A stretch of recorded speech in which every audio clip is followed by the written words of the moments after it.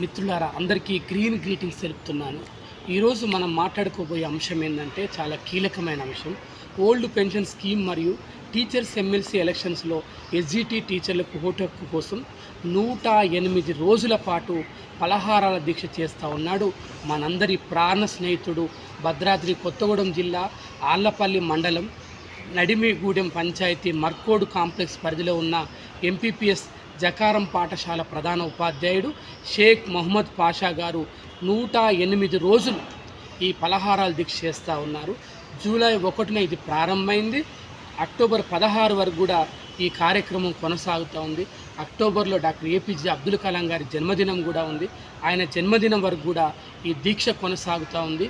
ముఖ్యంగా మనందరం కూడా పర్యావరణ పరిరక్షణ ప్రేమికుడైనటువంటి మహమ్మద్ పాషా గారు, షేక్ పాషా గారిని మనందరం అభినందించాలి.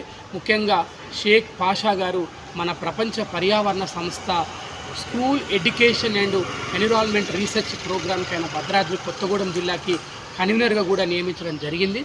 వారి పోరాటానికి మనందరూ కూడా మద్దతు తెలియజేయాలి.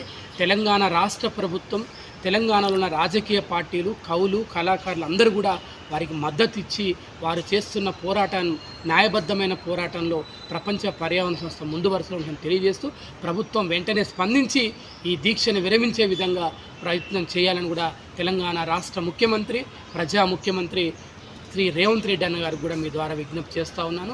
ప్రకృతి కోసం జీవిద్దాం, పరుల కోసం జీవిద్దాం, పర్యావరణాన్ని పరిరక్షించుకుందామని అందరికీ పేరు పేరున 2 చేతులు జోడించి విజ్ఞప్తి చేస్తున్నాను. Save nature, save future.